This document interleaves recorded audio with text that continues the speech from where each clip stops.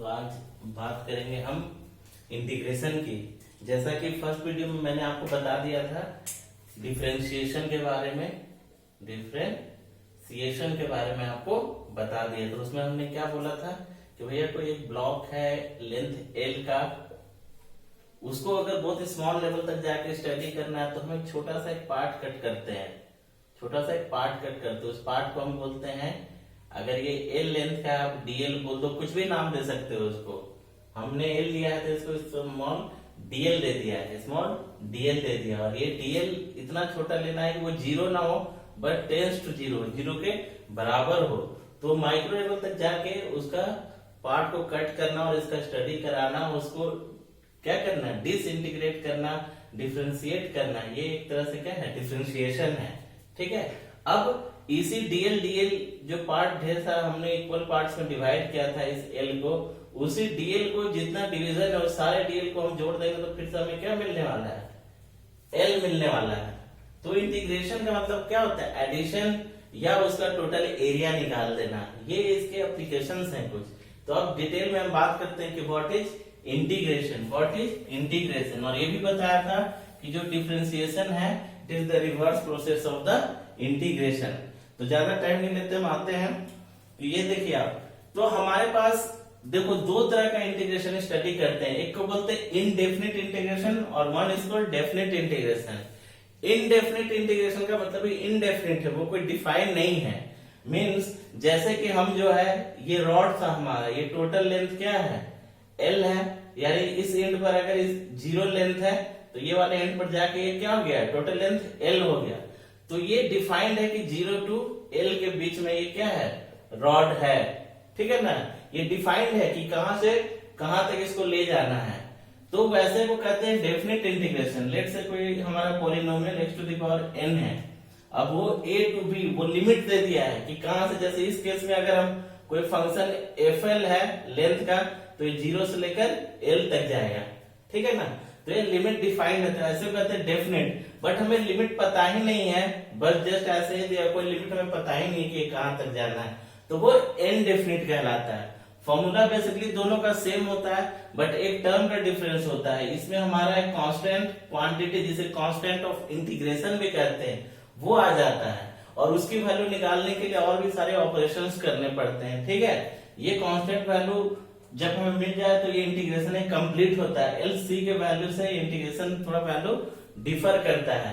तो हम देखते हैं कि क्या होता क्या है, एक बार फिर से देखते हैं। जैसे हमने डिफरेंशिएशन में क्या किया था कि y equal to x to the power n था, तो डिफरेंशिएशन में हम लोगों ने क्या किया था, dy by D X to the power n, ठीक है ना, x to the power n से मल्टीप्लाई किया था और n से क्या किया, n से मल्टीप्लाई करके एक पावर क्या कर दिया था, माइनस कर दिया था। ये क्या था ना, y अगर कोई फंक्शन है x का, ये कोई फंक्शन है fx, x का फंक्शन है, तो dy बाई डी एक्स करने के लिए क्या किया था, n से मल्टीप्लाई और एक और माइनस किया था। अब इंटीग्रेशन क्या है, रिवर्स प्रोसेस। इस केस में क्या करेंगे अब कि dy को तो छोड़ देंगे और अब जो फंक्शन आया है n-1 और ये dx को लेकर इधर आ जाएंगे। और ये एक तरह से लेट से मान लेते हैं कि ये कोई फंक्शन gx है, ये पूरे टर्म को हमने gx मान लिया, dx। तो ये हो जाएगा। अब इंटीग्रेशन कुछ इस तरह से हो जाएगा, मतलब ये जो dy बाई डी एक्स कहते हैं, ये जो टर्म है जिसका ये फंक्शन होगा उसी का एक dx पार्ट साथ में लगने वाला है। अब देखते हैं, तो ये ऐसे हो गया। अब जरा देखते हैं कि होता क्या है। लेट से हमारा कोई फंक्शन है fx equal to x to the power n, या लेट से कि y equal to x to the power n। अब इसको इंटीग्रेट करना है तो ऐसे लिखते हैं dy, ये इंटीग्रेट होकर dy हो जाएगा x to the power n, ये dx। पहले तो ऐसे नोटिफाई कर लेंगे। ठीक है, अब इसका जब इंटीग्रेशन होगा, ये कुछ ऐसे दिया है, अब इसका जब इंटीग्रेशन होगा तो ये जो इंटीग्रेट होगा ये वाली टर्म, अब हम इंटीग्रेशन का साइन लगा दे रहे हैं, इंटीग्रल कहलाता है। ये क्या कहलाता है, इंटीग्रल कहलाता है। ये क्या कहलाता है, इंटीग्रल कहलाता है। तो ये इंटीग्रेट होके क्या हो जाएगा, ये जो है y बन जाएगा। जो भी dy होगा या dx होगा वो जब इंटीग्रेट होता है तो ये y बन जाएगा, ये x बन जाएगा। dt को अगर आप कर लोगे, कोई t का फंक्शन होगा तो ये t बन जाएगा। तो ये तो y बन गया। और ये क्या हो गया देखो इंटीग्रेशन में कि एक पावर जो है एड ऑन हो जाएगा, इनका डिफरेंशिएशन में मल्टीप्लाई करते इसमें एक पावर ऐड हो जाएगा और उतने से डिवाइड हो जाएगा। अब क्योंकि लिमिट इसका दिया हुआ नहीं है, ये इनडेफिनिट है, तो एक कांस्टेंट वैल्यू जुड़ जाता है, कांस्टेंट वैल्यू जुड़ जाता है, ठीक है ना। तो ये इंटीग्रेशन होता है, ये इंटीग्रेशन होता है। अब जरा एक जनरल फॉर्मूला से देख लेते हैं कि क्या डिफरेंशिएशन और इंटीग्रेशन एक ही है, एक ही है। चलो देखते हैं, हम करते हैं एक बार। ये लेट से कि y इक्वल टू हमारा x to the power n दिया था, इसको जब हम डिफरेंशिएट करते हैं dy बाय dx तो क्या होता था, देखो यही होता था। अब हम इसको इंटीग्रेट करते हैं, इंटीग्रेट करने के लिए क्या करते हैं, dy को इधर छोड़ दिए, ये जो फंक्शन x का है तो dx उधर लेके चले गए, x n माइनस 1 dx, यही है। अब इंटीग्रेशन का हमने साइन दे दिया, n एक कांस्टेंट क्वांटिटी है, dy का तो पहले y हो जाएगा, n कांस्टेंट है, बाहर हो गया x to the power n माइनस 1 dx, यही है। अब रूल क्या कहता है देखो इंटीग्रेशन का, जितना पावर है उसमें एक 1 जोड़ देना है, तो x to the power n माइनस 1 है, उसमें 1 हमने जोड़ दिया और उतने से ही हमें क्या कर देना है, डिवाइड कर देना है, n प्लस 1 उतने से डिवाइड कर देना है, ठीक है। एक कांस्टेंट वैल्यू हमने c जोड़ दिया, अगर लिमिट नहीं दिया है तो देखो क्या हो गया, n इधर हो गया, ये 1 1 कट गया तो x to the power n और नीचे भी n, ये n कट गया तो क्या आ गया हमारा y equal to x to the power n। देखो ये आ गया ना इंटीग्रेट होके, इसलिए हम बोलते हैं कि डिफरेंशिएशन और इंटीग्रेशन, डिफरेंशिएशन और इंटीग्रेशन एक दूसरे का क्या है, रिवर्स प्रोसेस है, इसलिए कहते हैं। देख लो आ गया ना, हमारा फाइनल हो गया, ठीक है।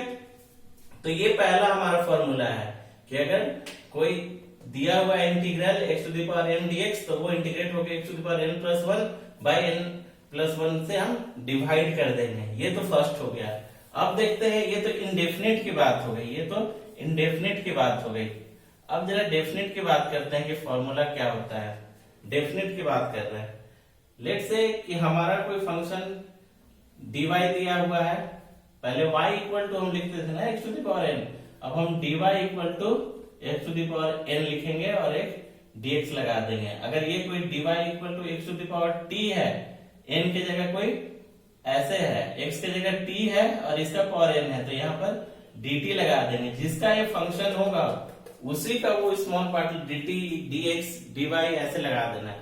तो लेट से यहाँ पर अब हमारा x to the power n है, ठीक है, और इसका लिमिट वैल्यू दिया हुआ है a टू b। अब हमने लिमिट दे दिया गया है, डेफिनिट है। तो अब हम क्या करेंगे कि ये जो पहले तो जैसे सिंप्लीफाई करते हैं, n ऐड किया और n से क्या किया, डिवाइड भी किया, ठीक है, इसको पहले इंटीग्रेट किया और अब एक स्क्वायर बॉक्स में क्लोज करेंगे, नीचे ऊपर भी, इसको बोलते हैं अपर लिमिट और नीचे वाले को बोलते हैं लोअर लिमिट, ठीक है ना, अपर लिमिट और लोअर लिमिट। अब क्या करेंगे, x की जगह पहले b बैठाएंगे और फिर a बैठाएंगे। लेट से हमने क्या किया, जरा ध्यान से देखिए, हमने क्या किया कि ये पूरे फंक्शन को हमने क्या किया कि लेट से कि हमने gx मान लिया है, तो वो क्या है, gx हो गया, ये लिमिट a टू b हमने ये वाले को मान लिया, ठीक है ना। आगे देखेंगे फॉर्मूला के थ्रू। अब क्या करेंगे, पहले b का वैल्यू बैठाएंगे x की जगह, माइनस a का वैल्यू बैठाएंगे, ये हमारा इंटीग्रेट होके आ जाएगा, ये एग्जैक्ट वैल्यू मिल जाएगा हमें। कांस्टेंट वाली जो वैल्यू आ रही थी वो पूरी एग्जैक्ट वैल्यू आ जाएगी, कांस्टेंट अब यहाँ पर नहीं लगेगा, ये इसका वैल्यू होता है।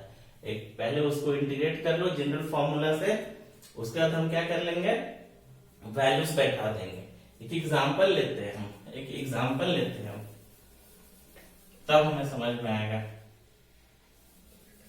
लेट से कि हमने क्या लिया, dy equal to x to the power 7 लिया, ठीक है, और इसको इंटीग्रेट करना है dx। अब इसको इंटीग्रेट करना है, इंटीग्रेट लगा दिया तो dy क्या हो गया, y हो गया, और x टू द पावर 7 है, एक पावर जोड़ना है, उतने ही से डिवाइड करना है, ठीक है।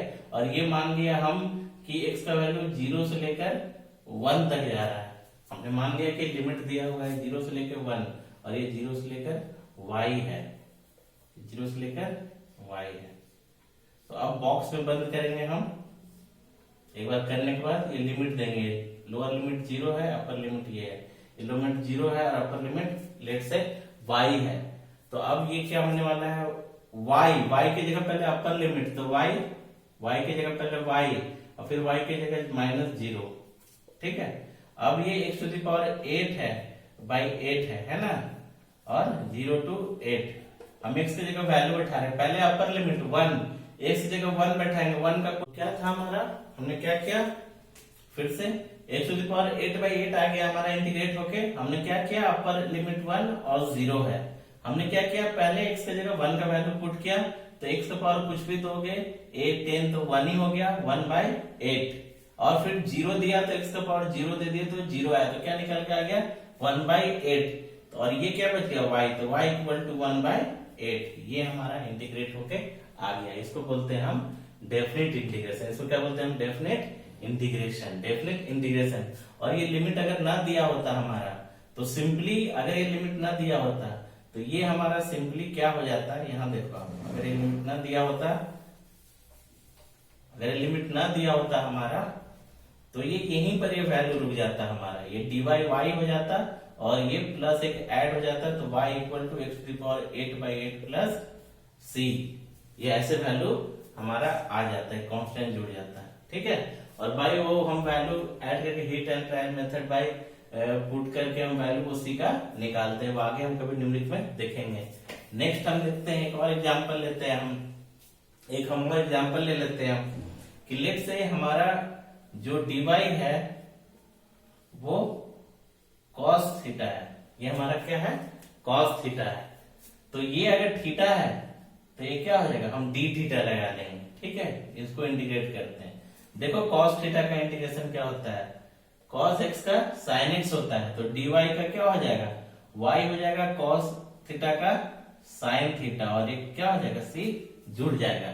अगर इसी का लिमिट दे दिया होता है dy equal to cos theta d theta, और लिमिट दे दिया कि ये 0 से पाई बाई 2 एंगल में जा रहा है, और y जो है 0 से y जा रहा है, y जो है 0 से y तक जा रहा है, तो dy क्या हो जाएगा, y हो जाएगा ये 0 से लेकर y तक, ठीक है। cos थीटा क्या हो जाएगा, sin थीटा हो जाएगा, cos थीटा इंटीग्रेट होकर क्या हो जाएगा, sin थीटा, और लिमिट क्या हो जाएगा 0 से पाई बाई 2, ये फर्स्ट अपर लिमिट बैठाएंगे तो y, लोअर तो 0, तो y माइनस 0, तो ये सिर्फ क्या बच जाएगा, ये क्या बच जाएगा, सिर्फ y ही बच जाएगा, तो हम डायरेक्टली लिख देते हैं y, ठीक है। अब देखो sin थीटा, यानी थीटा का पहले वैल्यू पाई बाई 2 बैठाना है, तो sin pi by 2 minus sin 0, sin 90 का वैल्यू कितना होता है 1, और sin 0 का वैल्यू 0, तो y इक्वल टू क्या आ गया 1, y इक्वल टू क्या आ गया 1 आ गया। तो ये इंटीग्रेशन है, और ये वैल्यू दे x का इंटीग्रेशन भी x होता है, डिफरेंशिएशन भी एक्सपोनेंशियल फंक्शन का सेम होता है, और इंटीग्रेशन भी log x का डिफरेंशिएशन 1 बाई x था, इसलिए 1 बाई x को इंटीग्रेट करोगे तो log x आ जाएगा, ठीक है। तो ये था हमारा। अब देखते हैं नेक्स्ट हम कि भाई ये फायदा क्या हो रहा है, ये किस तरह से हमें एरिया किस तरह से हम निकाल सकते हैं। अब क्या हुआ था कि लेट से कि हमारा ये जो कोऑर्डिनेट एक्सिस है, ये फंक्शन f और x का ये फंक्शन है, और कोऑर्डिनेट क्या है f और x के फॉर्म में बिना है। ये जो हमारा रेक्टेंगुलर कोऑर्डिनेट सिस्टम है, y एक्सिस में हमने फोर्स लिया है और x एक्सिस में हमने डिस्टेंस लिया है। लेट से ये डिस्टेंस है, डिस्प्लेसमेंट बोल लो आप इसे, डिस्प्लेसमेंट, और ये क्या हमारा फोर्स है। अब क्या होता है, हमारा जो वर्क होता है वो होता है, आगे और बताऊंगा मैं, area under F x curve, जो भी एफ एक्स कर्व होता है उसके अंडर का एरिया हमें, ये वाला एरिया हमें उसका वर्क दे देता है, ये एरिया हमें क्या दे देगा, वर्क दे देगा, ठीक है ना। अब क्या है कि लेट से ये तो सिंपल जियोमेट्री है हमारा, ये हमारा सिंपल जियोमेट्री है, लेट से स्क्वायर के फॉर्म में है, ये ए है, तो ये जो एरिया निकल जाएगा ए स्क्वायर मिल जाएगा।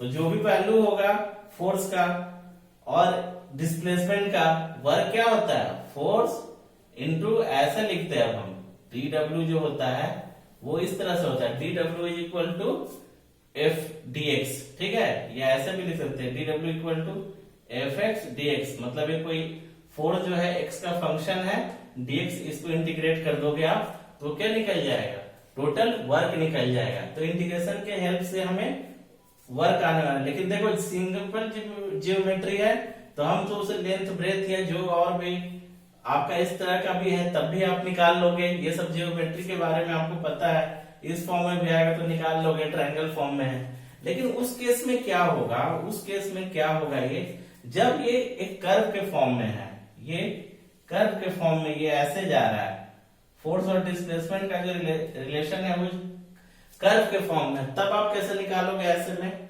तो उस केस में क्या करते हैं कि लेट से हमें पॉइंट ए, दो पॉइंट के बीच में वर्क निकालना है। लेट से फर्स्ट जो लोअर लिमिट होने वाला है ए और बी, इसके बीच में। अब इसका निकालना तो डिफिकल्ट हो गया, ठीक है ना। तो अब हम क्या करते हैं, इंटीग्रेशन का हेल्प लेते हैं। हम क्या करते हैं, ये बड़ा स्मॉल पार्ट में डिवाइड कर देते हैं। ये पूरे एरिया को हम क्या है, स्मॉल स्मॉल पार्ट में हम क्या है, डिवाइड कर देते हैं। लेट से उसका एक पार्ट जो है, ये जो पार्ट है लेट से ये वाला dx है, ये जो पार्ट है ये पार्ट क्या है, dx है। हमने मान लिया कि ये वाला जो पार्ट आने वाला है ये dx है, ठीक है ना।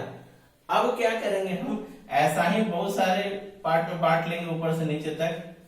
तो अब देखो अगर एक को हम निकाल के लाते हैं, जूम करके देखते हैं हम, देखो तो ये क्या होने वाला है, एक बार गौर से देखो आप, क्या है ये, कुछ ऐसा दिख रहा है, ये रेक्टेंगल के फॉर्म में दिख रहा है, रेक्टेंगुलर शेप हो गया ये। अब तो इसका हेल्प से एरिया निकाल सकते हैं ना। और एक बार अगर इसका एरिया निकाल दिया हमने स्मॉल वाले पार्ट का, तो उसको ऐड करते चले जाएंगे, जितना भी पार्ट है उसको ऐड ऑन कर देंगे हम, तो क्या है, कंप्लीट इसका क्या आ जाएगा, एरिया आ जाएगा। कंप्लीट इसका क्या आ जाएगा, एरिया आ जाएगा। तो इसलिए हम इंटीग्रेशन का हेल्प लेते हैं। एक स्मॉल सा पार्ट, ये इतना छोटा पार्ट होता है, tends to zero, limit dx tends to zero. वो जीरो लेने का मीनिंग यही होता है, हमने इतना छोटा, लेकिन जीरो होना नहीं चाहिए, कि वो इतना क्लोज आ जाएगा, वो इतना वैल्यू क्लोज आ जाएगा कि वो एक क्या है, एक शेप के फॉर्म में आ जाएगा, वो हमको नोन शेप मिल जाएगा, ठीक है ना। अब देखो ये और भी कैसे है, और हेल्प कैसे करता है, और कैसे हुआ था इंटीग्रेशन। जैसे पहले जो सर्कल फॉर्म में होता था, तो सर्कल का अब हमें पता है ना कि एरिया पाई आर स्क्वायर होता है, जब इसका रेडियस क्या है, आर है। अगर हमारा ये शेप में होता तब तो बड़ा मजा था, ये एल है, ये बी है, एरिया आराम से एल इंटू बी हमने निकाल लिया, ठीक है ना, एल इंटू बी निकाल लिया। अब हमारा मान लो सर्कुलर फॉर्म में था, तो पहले फाइंड आउट करने में बड़ा डिफिकल्ट होता था। तो क्या किया गया, उसको क्या, कैसे इंटीग्रेशन हमने क्या हेल्प किया कि एक छोटा सा पार्ट काट लिया गया, ठीक है, लेट से 2-3 स्लाइस में काट लिया गया।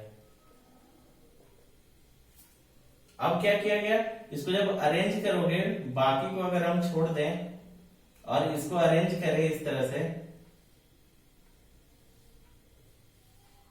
ठीक है ना, कुछ ऐसा हो गया, ठीक है ना। ये 3 पार्ट में अगर कट है तो कुछ ऐसा दिख रहा था। अब हमने क्या किया कि इसको इनफाइनाइट क्रॉस में कट कर दिया, इनफाइनाइट में, एकदम छोटे छोटे इनफाइनाइट टाइम्स में कट कर दिया और उसको अरेंज कर दिया, तो वो कुछ ऐसा हो जाएगा।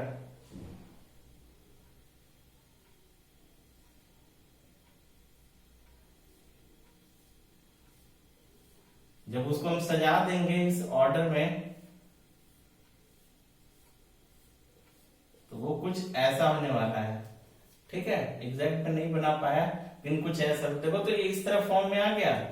जब स्मॉल पीसेस को हमने कट के कर दिया, ये जो स्मॉल पीसेस है ये कट कर गया, और ये जो लेंथ है ये पूरा देखो इस पॉइंट से काटना शुरू किया, करते करते करते करते फिर से यहाँ तक पूरा काट दिया हमने छोटे छोटे पीसेस में।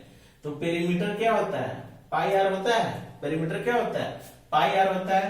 तो ये जो लेंथ हमारा है वो क्या है, पाई आर है। और ये कट कर रहे हैं ना, ये पीसेस कट कर रहे हैं, तो ये क्या है, रेडियस है। ये वाला लेंथ क्या हो गया, रेडियस हो गया। अब एरिया देखो तो सिंपलर फॉर्म में निकाल सकते हैं। ये अगर एल है, ये बी है, तो एरिया क्या होगा, पाई आर इंटू आर, यानी पाई आर स्क्वायर। देखो आ गया ना। तो ये इंटीग्रेशन हमें हेल्प करता है कि अगर सिंपल जियोमेट्री नहीं है, कर्व के फॉर्म में है, तो एरिया निकालने में ये स्मॉल पार्ट हम ले लेते हैं और उसको हम इंटीग्रेट कर देंगे, एक तरह से सम कर रहे हैं, हम एड ऑन कर रहे हैं, ठीक है ना। तो ये हेल्प करता है।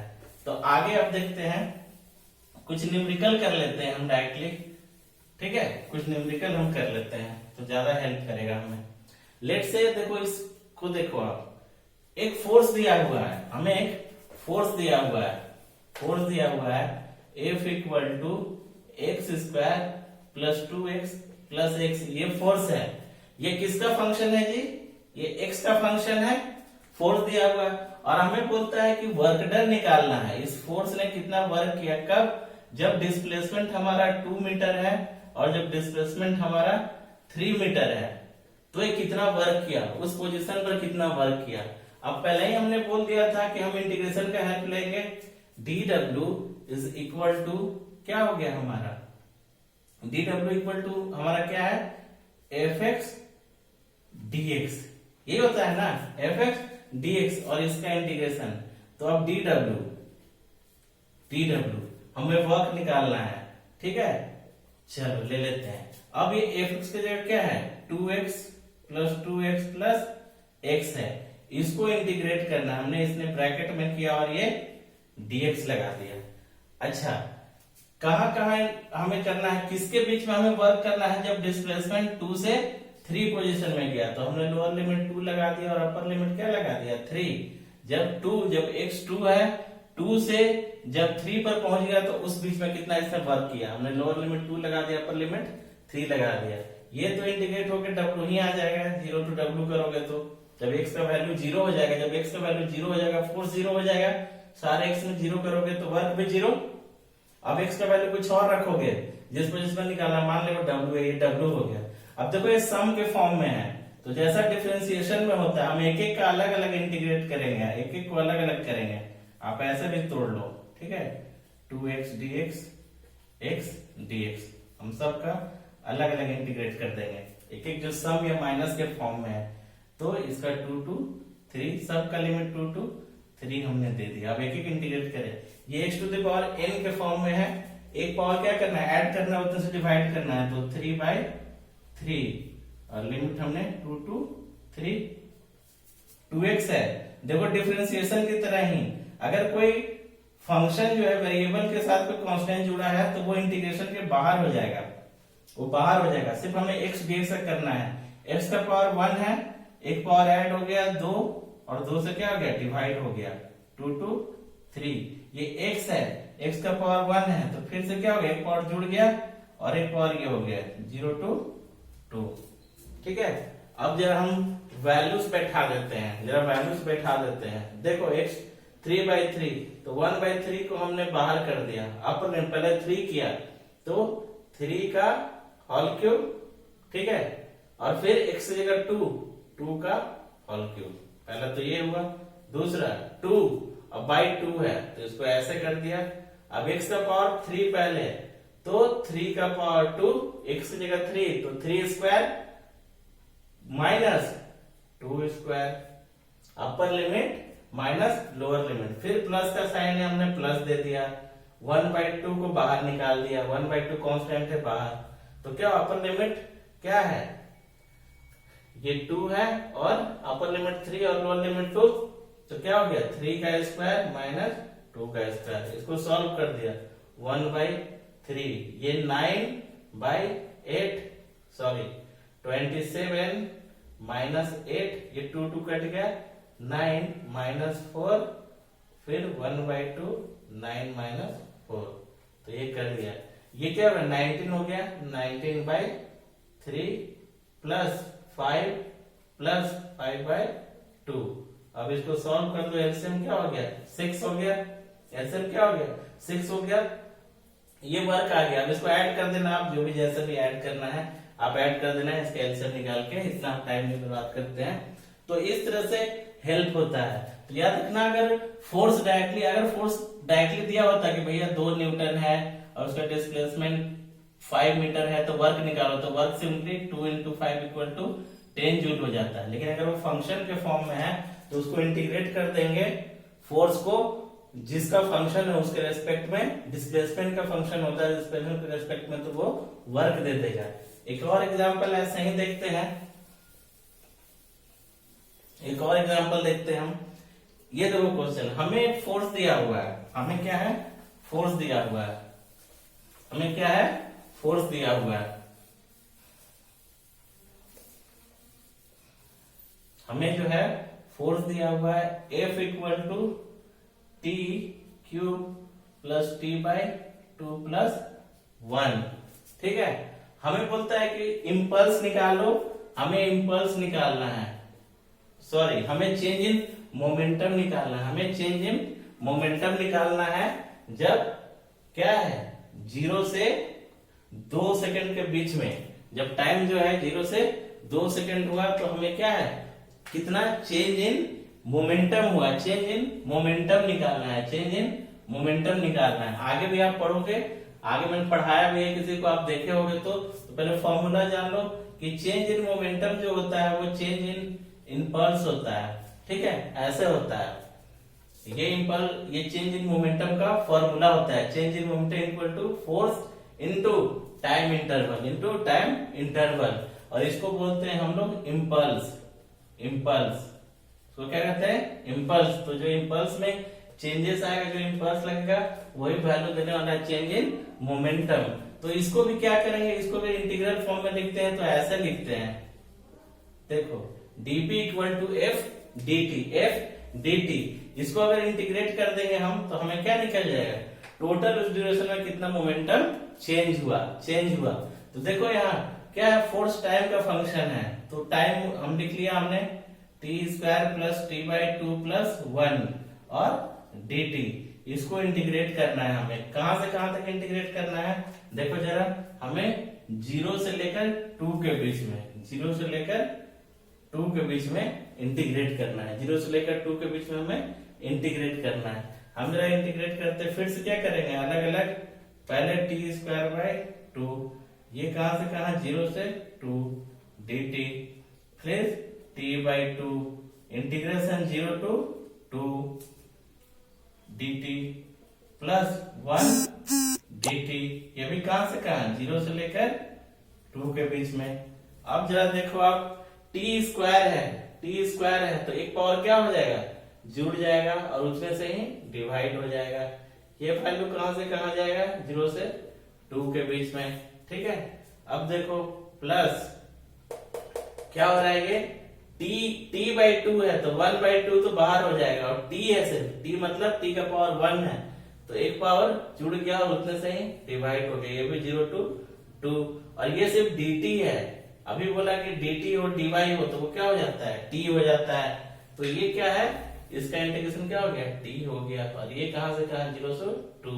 अब वैल्यू पुट कर दो आप, 1/3 बाहर, पहले 2 हमने t की जगह पुट किया था, 2 का पावर 3 माइनस 0, 0 करोगे तो 0 ही हो जाएगा, प्लस 1/4, 1/2 इधर है, 1/2 को हमने बाहर कर लिया। अब क्या है, 2 रखा हमने तो 2 का पावर 2 माइनस 0, और ये क्या हो गया, 2 माइनस 0। ठीक है, पहले पुट कर दिया 1/3 इंटू ये क्या हो गया, 8 हो गया। ठीक है, प्लस 1/4 इंटू 4 प्लस 2, ये 4 कट गया, तो 8/3 प्लस 2, यानी 3 इधर हो गया, तो 8 प्लस 6 14/3, और मोमेंटम है तो इसका यूनिट क्या होता है, केजी मीटर पर सेकेंड, केजी मीटर पर सेकेंड, या इसको न्यूटन सेकेंड भी बोलते हैं, इसको न्यूटन सेकेंड भी बोलते हैं। तो ये वैल्यू आ गया हमारा। तो इस तरह में हेल्प करने वाला है डिफरेंशिएशन और इंटीग्रेशन, डिफरेंशिएशन और इंटीग्रेशन। ठीक है ना। अब एक क्वेश्चन देख लेते हैं जो एक बच गया था हमारा, कि एक हमें क्या वेलोसिटी दे दिया है और अब एक्सेलरेशन निकालने का है जब टाइम क्या है 0 सेकेंड है। जरा हम उसको भी देख लेते हैं, ये हटा रहा हूं मैं।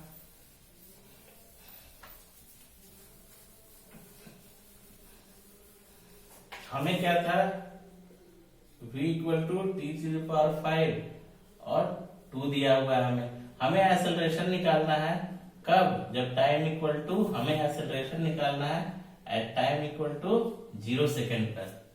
हम जानते हैं कि हमें अब एक्सेलरेशन निकालना है। अगर एक्सेलरेशन हमें निकालना है तो क्या करोगे आप, हमारा एक्सेलरेशन का फॉर्मूला क्या होता है, dv/dt, change in velocity by change in time. और इसको कभी कभी इंस्टेंटेनियस एक्सेलरेशन भी बोलते हैं, इंस्टेंटेनियस एक्सेलरेशन। जिस तरह अगर v आप लिखते हो dx by dt, तो इसको इंस्टेंटेनियस वेलोसिटी बोलते हैं। क्यों? क्योंकि एट इंस्टेंट हमें वैल्यू दिया है t बराबर 0, 1, 3, 4, 5 कितने 0.5 सेकंड में निकालो, किसी टाइम स्पेसिफिक टाइम पर एट इंस्टेंट बता रहा है, तो इसको इंस्टेंटेनियस भी बोलते हैं। ठीक है, और जब ऐसा हम डिनोट करते हैं, लेट से ऐसा हमने लिखा है del v by del t, तो ये एवरेज का इंडिकेशन है। एवरेज, ये एवरेज निकालने का इंडिकेशन है। ठीक है ना। तो अब चलो देखते हैं हम, तो हमारा क्या है, ये डिफरेंशिएट का फॉर्म है, हमें डिफरेंशिएट करना है। तो क्या है, हम इसको डिफरेंशिएट करने वाले हैं, t to the power 5 plus 2 को डिफरेंशिएट कर देंगे हम, मतलब ऐसे d ऑफ v की जगह हमने t to the power 5 plus 2 अलग अलग कर दिया हमने, सम के फॉर्म में है, तो d of t to the power 5 by dt plus d of dt by 5। इसको ऑपरेटर भी कहते हैं, d बाई dt अगर अलग से आएगा तो क्या है, डिफरेंशियल ऑपरेटर है। तो ये एक पावर क्या होता है, y equal to x to the power n होता है। जब उसका डिफरेंशिएशन निकालते हैं dy बाई dx, तो n से मल्टीप्लाई और n का एक पावर घट जाता है, तो क्या हुआ 5 है, तो 5 से मल्टीप्लाई ऊपर 4 हो गया, और कांस्टेंट का क्या होता है 0 होता है। तो हमारे पास क्या आ गया एक्सेलरेशन, टाइम के फॉर्म में आ गया a equal to 5t to the power 4, 5t to the power 4, लेकिन हमें ऐसे निकालना है a equal to t equal to 0, तो a t इक्वल टू 0 की जगह क्या हो जाएगा, t का वैल्यू 0 बैठा दो, तो एक्सेलरेशन 0। यानी ये जो वेलोसिटी है ये एक तरह से क्या है, यूनिफॉर्म वेलोसिटी है। यूनिफॉर्म वेलोसिटी है मतलब वेलोसिटी में कोई भी चेंज नहीं हो रहा है, वेलोसिटी में अभी कोई चेंज एट टाइम 0 पर ये क्या है, बॉडी एक्सेलरेशन 0 है, मतलब एक तरह से क्या है, ये रेस्ट पर है। ये क्या है, रेस्ट पर है, क्योंकि t बराबर 0 पुट करोगे, सॉरी ये रेस्ट पर नहीं है, इसका मीनिंग देख लेते हैं हम, जब ध्यान से देखो, v equal to t to the power 5 plus 2 है, एक्सेलरेशन t बराबर 0 पर हमें मिल गया क्या है 0। अब क्या क्या इससे निकालते हैं, जब टाइम 0 पुट करने वाले हैं, जब वेलोसिटी में t 0 पुट कर दिए, तो क्या हो गया 2, यानी ये जो है t बराबर 0 में इसकी वेलोसिटी है 2 मीटर पर सेकेंड। अब जब 1 पुट करते हैं तो क्या हो गया, v इक्वल टू 3 मीटर पर सेकेंड हो गया ना, देख रहे हो ना आप, तो 2, 3 ऐसे बढ़ रहा है, लेकिन t बराबर 0 पर कोई भी एक्सेलरेशन नहीं है। क्यों? क्योंकि उस पर इसकी वेलोसिटी क्या है 2 मीटर पर सेकेंड है, वेलोसिटी में चेंजेस नहीं आ रहा है। अब t इक्वल टू 1 सेकेंड पर देखते हैं तो एक्सेलरेशन क्या होने वाला है, देखो अब वेलोसिटी चेंज हो गई है, t बराबर 1 पर 2 से 3 हो गया, वेलोसिटी में चेंजेस आ रहा है, यानी उसमें क्या आ रहा है, एक्सेलरेशन आ रहा है। तो अगर हम इसमें देखें t बराबर 1 पर अगर हम देखना चाहें तो क्या हो जाएगा एक्सेलरेशन 5, एक्सेलरेशन क्या होगा 5 मीटर पर सेकेंड स्क्वायर। तो ऐसे वैल्यू t का अलग अलग पुट करके हम क्या कर सकते हैं, डिफरेंट टाइम पर हम एक्सेलरेशन निकाल सकते हैं। ठीक है ना, ठीक है। तो इस तरह आप डिफरेंशिएशन इंटीग्रेशन को समझो, कॉस का फंक्शन है, साइन का फंक्शन है, किस चीज का फंक्शन है वो आपको देखना होगा, एंगल के फॉर्म में, एंगल फॉर्म या क्या है। अब जितने भी हम प्रूफ वगैरह करने वाले हैं, जैसे अभी क्वेश्चन अब अभी हम पढ़, अब नेक्स्ट चैप्टर है straight line motion, straight line